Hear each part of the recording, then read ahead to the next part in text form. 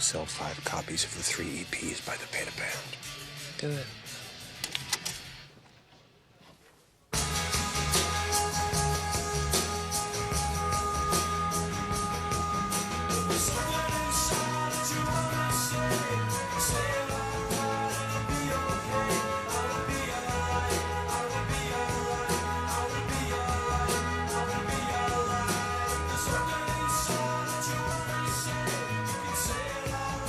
Who is that? The Beta Band. It's good. I know. It's showtime, folks.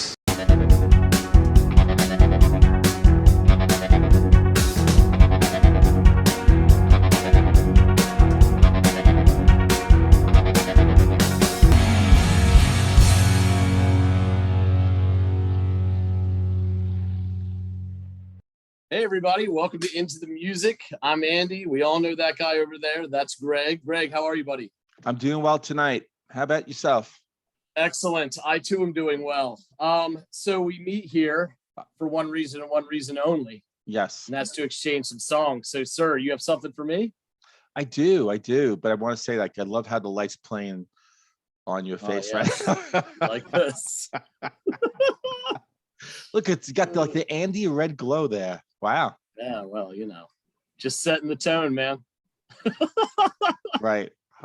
And on a Wednesday night, and that's it. No one else. Me. All right. Yeah. So I got the Beta Band. You ever hear the Beta Band? Yeah, really recently, actually. John threw me a live performance of theirs just a few weeks ago. So, which I don't even think has been at this moment on the channel yet. So this will be interesting. It's going to be nice to hear another song from them, because the one that he had me listen to was not only was it a live performance, unless yours is also live, but there was no vocals in it. It was all this just really cool, interesting experimental music stuff, no vocals. So Okay. if this is not live and actually has vocals in it, it'll be something new for me from them. Well, it's a song called Dry the Rain. Okay. And let me ask you this. Have you ever seen the movie High Fidelity with John Cusack? Yeah, but it's been a long time, but I know the exact movie you're talking about. Yeah. This song is in that movie. Okay. Okay. It's not ringing the Okay, bell. great. All right, cool. What's that? It's Yeah, not it's not, ringing it's the bell. not like I'm not instantly going to the soundtrack of that and trying to see if I can remember it, but I wonder if it'll have an air of familiarity to it once I get listening to it. All right. Yeah, well, on the other side, let me know. Okay, we'll do. So back to the Beta Band. Here we go.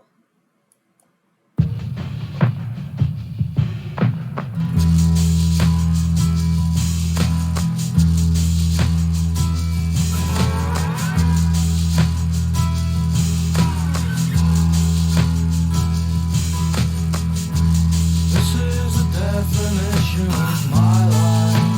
Lying in bed in the sunlight, choking on the vitamin tablet. Doctor gave in the hope of saving me. In the hope of saving me.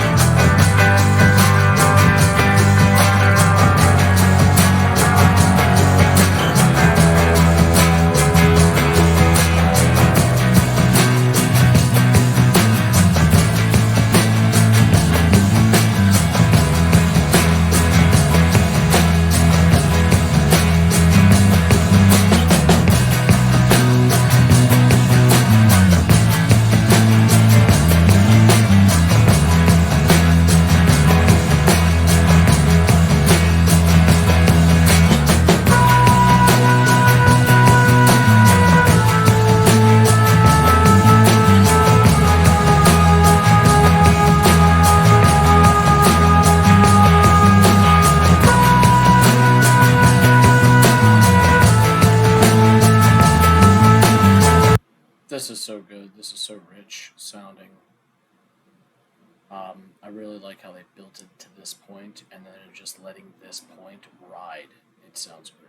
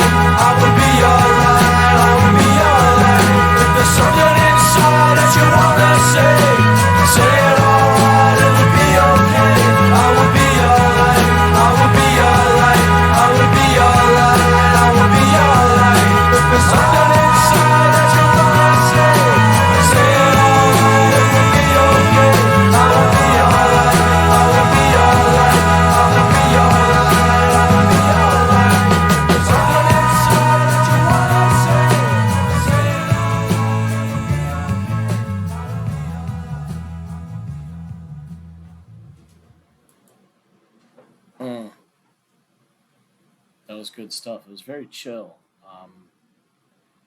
That's two now from this band that I've reacted to. One for John and one for Greg. And B and A, or B plus A, and it was live also, so there was like that whole aspect of it. But different than this. This was a little less experimental, and a little bit more, grassroots sounding stuff. But I like them both. All right, yeah. I guess I shall return to Greg to discuss why that is.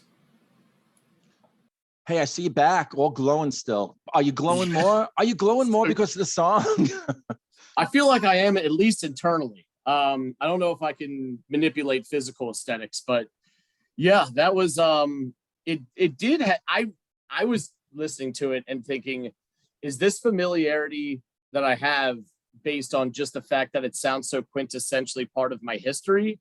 Like, not the song, but the sound. You know what I mean? It's so early 90s, like stuff. Early indie kind of, Yeah, the indie that I think you love. I think these guys were sort of at the forefront. I think, putting stuff out like that. And this was different, a totally different vibe than what I got from, I think it was B plus A, or B and A was the track that I listened to. So this was like, okay, I got lyrics. When I saw the timestamp, I was like, oh my gosh, this is 7 minutes. This is going to be an epic. But what it was this really slow burn that increased throughout the entire song, which on paper would sound like it would be a slog, but it wasn't. It was like it built so appropriately. Each time it took its next step was the perfect time for it to take its next step. I really liked it. I'm going to refer to my notes for a little bit here just to throw some stuff at you. Cool. When it first started, I was thinking this sounds like a slowed down, slightly reverb version of Lola, because like the way the acoustic guitar comes in. Wow. And I was like, but the chords change shortly thereafter. Yeah, no, so I can see that. This isn't it. But that opening chord, I'm like, la, la, la, la, la, like a really slowed version. Yeah. But as it went on, clearly it diverged from that, and that's good and everything. Then again, the 90s feel like instantly captivated me. I had to make a note of that. it was good to have vocals in this to give me an idea of what this guy sound like, and he sounds exactly of that genre, so it fits perfectly. Love the plotting build to the song that increased as it went on, sort of like I alluded to, that slow burn type feel to it, while all the time still remaining absolutely chill. Like it's a very chilled mood to the song, and despite towing that line, the end of it, the last 25-35 seconds of it, was also like almost like anthemic. Like it started like, you're like, yeah, this is a thing we're getting behind. This is a movement or something. Yes. So that was sort of the way the music was catered, gave it that feeling. So yeah, I loved the song. This is really good, And now they're 2 for 2, because the first one reminded me of some weird early 2000s Radiohead stuff with all the experimenting and stuff. This was more like 90s grassroots, back to basics, but good or just organic music. Yeah. No, I mean, I'm so glad you like the song, because this has grown on me so much. So I do remember the song from the movie, and I remember going, wow, that's kind of cool. And they're in a record store, and John Cusack owns it, and I don't know if you've ever been like in a record store and you kind of, and they play music, and then you go like, whoa, wait a minute, what is that? And they're like, they tell you the name of the band. You're like, that sounds good. And because of that, you wind up walking out of the record store with that record. Mm-hmm. And so that's what happened here. It was I recall that scene completely. Now I feel so foolish for not remembering the song that correlates with it. But, and then I just searched for, I remember that, and I didn't do anything about it. And then just years later, I kind of like came across on YouTube, something like that. It just connected back with me, and I'm like, the Beta Band. And I listened to the whole song, and I just loved it. I mean, I was going off the vibe that I had when I first saw the movie, and then but what really struck me, and everything you said, like the way it kind of evolved, like the song evolved, and it just kind of stretched. It didn't. There was a kind of a change towards the last 2 or 3 minutes where it actually stretched out more. And the bass really started coming in and doing. And you heard almost like a cowbell in the far distant kind of. I love every time I hear that. For some reason, that juices me up. That does something to me, because it's like in the far distance. It's almost like ghostly. But it moves it. It helps to move the song, because it's kind of. I mean, it is kind of slow paced, and it just and then it kind of picks up, I think, with that, and the bass is really picking up. This is towards the end, and then, like you said, that anthemic kind of thing. If it's something that you want to say, say it out loud and it'll be okay. I will be your light. Exactly. I love that. That's like a sort of mental health and anthemic united sort of chant. That's I totally got that vibe. Want, and it's say it, be you, shout out, be alive, because just one second, because in the beginning, it's this guy who sounds kind of depressed and down, misty brown boots in the corner by the iron board, spray on dust is the greatest thing, since the last. And it's like, he's just painting this picture of just sort of mundane, going through life, kind of with no purpose. He tells the doctor is trying to get him some vitamin pills, to kind of get through life, and it has to be much more than just that, and for him to describe his situation as dry the rain, that just. And again, the way he sort of sings it's very kind of like low keyed, and like it sounds gray. It sounds, bleak. And so this sort of image of like rain just pouring down, like in his head, there's just this rain, just this cloud and rain in his head. Just I need to dry the rain. I need to dry out, I need some clarity. I need some sort of light and life, and and then that's when it gets to the end and it starts to really take off. And that bass, I thought about you too. Yeah, it does its part, man, for sure. Especially the last third of the song. Exactly. As like these horns take over. wow. And just that whole, I will be your light, I will be your light. And I love that. So just the contrast and everything. So yeah, I mean, when I was thinking about I was going to give it to Chris, of course, and then I'm like, you or John. And I don't know, there was something about you, because I do see this as like, I know you're a huge indie rock fan, and I think is indie rock, but like, and it's really kind of in the 90s, when it was kind of bands was really starting to sort of shape that for what it is. And I think this is one of the bands that kind of helped do that. Yeah, and you could tell because of it's a little bit lower fidelity than what we're used to getting at an indie rock, like 2006 and beyond. You know what I mean? Like, right. There was more of a focus just on the songwriting and not on the production as well. At least that's the vibe I got from this particular song, which I thought added to it. It's not a detrimental thing at all. You're right about the way the song starts versus how it ends. And if someone had told me that the song somehow ends in this middle ground between a battle cry and a mantra, I would have been like, you've got to be kidding me. Like, this song is so slow and it is kind of depressing and in the most artistic of ways. Like, it's not just like, oh, this is sad. It's just very deep. And then it comes out of all that.